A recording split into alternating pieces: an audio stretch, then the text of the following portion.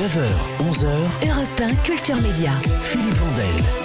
L'info média du jour concerne une sorte d'institution chez les pros de l'audiovisuel. Satellifax, le premier quotidien de l'audiovisuel et du cinéma, fête cette semaine ses 25 ans d'existence. Il a été créé sur le Minitel, Défense de Rire, puis envoyé au début par fax à ses abonnés. Et ce média est devenu un journal à part entière, considéré comme une bible du secteur, pour annoncer en direct et souvent en avance à ses lecteurs, très informés, ce qui se passe dans le milieu de la télé, du cinéma, des festivals et de la culture en général. Un outil indispensable qui a un coût. L'abonnement annuel s'élève à plusieurs milliers d'euros, autour de 4500. Et pourtant, malgré une économie, hélas, je ne vous apprends rien en chute libre, ça marche. Oui, mais comment ? Bonjour Joël Wirstel. Bonjour Philippe Vandel. Vous êtes le fondateur et directeur de Satellifax. Satellifax qui sort chaque matin à 6h. Qu'y a-t-il au sommaire de votre numéro d'aujourd'hui ?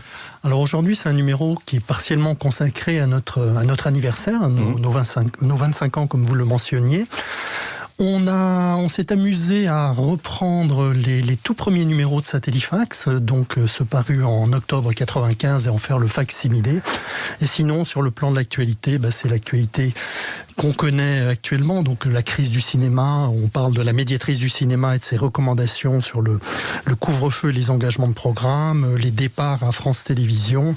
Et puis on a aussi souvent des petites informations qui nous sont exclusives.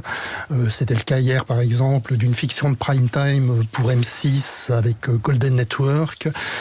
Free qui est condamné en appel à payer quelques centaines de milliers d'euros à BFM TV, RMC Découverte, etc. Ils vont être contents de vous entendre.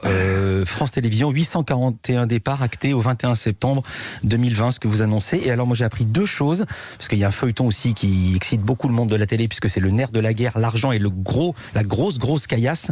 C'est dans le conflit Mediapro et la Ligue de foot professionnel. Les clubs français ont validé le prêt de 112 millions d'euros souscrit par la Ligue. Je ne le savais pas avant d'avoir lu Satellifax de ce matin. Et juste un mot sur Mediapro également, dans Satellifax de ce matin, on apprend qu'il y a une conférence de presse de Mediapro qui aura lieu demain à 10h45 et voilà, fin du suspense, continuation du suspense, que va-t-il se passer ? Et vous savez ce qu'ils vont annoncer ou pas du tout ? Parce que vous êtes toujours informé à l'avance.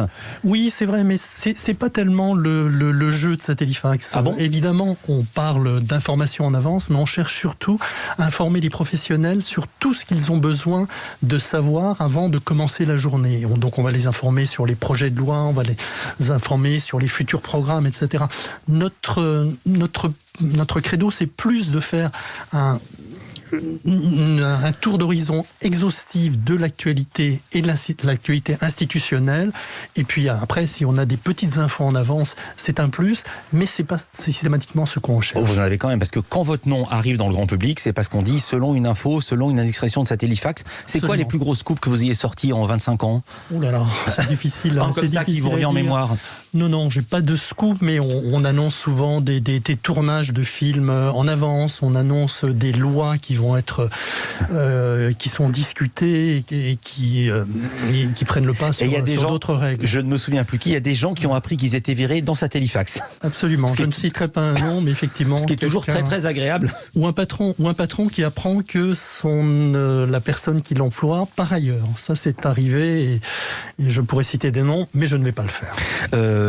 Vous publiez entre 30 et 50 articles par jour. Vous êtes combien de journalistes ? Alors, on est 12 journalistes. Je voulais surtout citer Yvan Dréan, qui est la rédactrice en chef de Satellifax et qui est à mes côtés depuis près de 19 ans et qui fait un travail formidable avec la rédaction donc de 12 journalistes aujourd'hui. Alors, ça parle peut-être pas au grand public, mais en gros, un hebdo, il faut une cinquantaine de journalistes. Comment vous faites pour sortir un quotidien avec seulement 12 personnes ?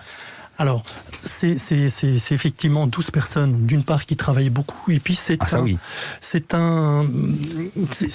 une manière de travailler qui est finalement aussi en coopération avec nos lecteurs qui nous font confiance. Donc, si on a besoin d'avoir une information, on sait toujours qui on va appeler et les personnes vont nous répondre. Et parfois, inversement, ce sont eux qui vous appellent. Et parfois, quand une annonce à faire. C'est parfois eux qui nous appellent pour une annonce à faire. Mais en tout cas, l'important, c'est qu'on soit capable veut toujours de vérifier, de valider l'information et de fournir une information fiable à nos lecteurs. Et c'est ce qu'on essaye de faire depuis 25 ans. Depuis 25 ans, un quart de siècle, Joël Wirstel, vous étiez directeur, si je suis bien informé, de l'exportation dans une société d'ustensiles ménagers non électriques, c'est ça? Oui, je m'amuse à dire que je vendais des petites cuillères, ce qui est un petit peu ça. Ouais. Des louches, des couteaux, des ouvre-boîtes. Comment vous êtes devenu un spécialiste des médias? Alors, j'étais pas du tout journaliste à la base, c'était par passion pour ce domaine de la télévision par satellite au départ. Je m'étais fait installer en plein milieu de Paris, face à la mairie du 4e, une antenne énorme d'1,20 m pour regarder les programmes et pouvoir en parler. Et puis, j'ai créé un serveur Minitel avec l'aide à mes tout débuts de Serge Surpin, qui avait un magasin de matériel satellite. On avait fait une coopération. Ouais. Et puis au début, dans la journée, je travaillais chez Serge Surpin. Après donc les petites cuillères, je travaillais chez Serge Surpin en tant que directeur commercial de son magasin. Et le soir, je faisais Satellifax. Donc pendant les premières années, j'étais tout seul pour tout faire. Et aujourd'hui, il y a cette formidable équipe de 12 journalistes autour de moi. Vous restez avec nous, Joël Wirstel. On va continuer à parler de Satellifax et de son modèle économique. À tout de suite dans Culture Média. Europe 1 Culture Média.